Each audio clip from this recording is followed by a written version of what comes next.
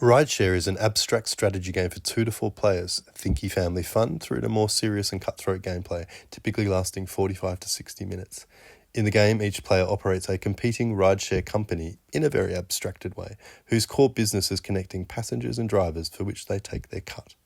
The city board is a 7x7 grid of squares. The squares themselves are used to hold passengers, aka dice, while the 3 cars in the game move along the grid lines and stop at the corner vertices of the squares.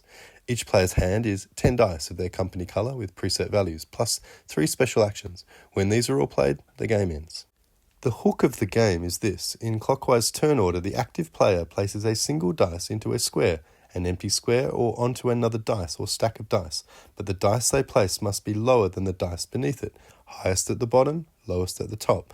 After this, the player to their right, that is the previous player in turn order, not the active player, moves one of the cars the exact distance matching the dice value just placed. So a placement of a 4 dice will mean the previous player moves a car 4 spaces.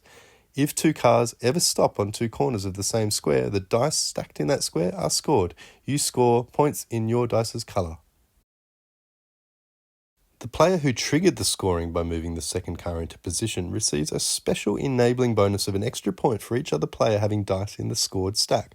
These bonus points are either points at the end of the game, or they can be spent during the game to modify the dice value when placing dice or adjusting the car distance when moving them. So, in this way, players are interlaced in what they do, setting up opportunities or preventing them. They cannot actually move the neutral cars in their own turn, only determine its range of movement. And that is the heart of the game. You need to effectively invest in stacks with other players while trying to control the cars to move certain key ranges for scoring, or stopping that.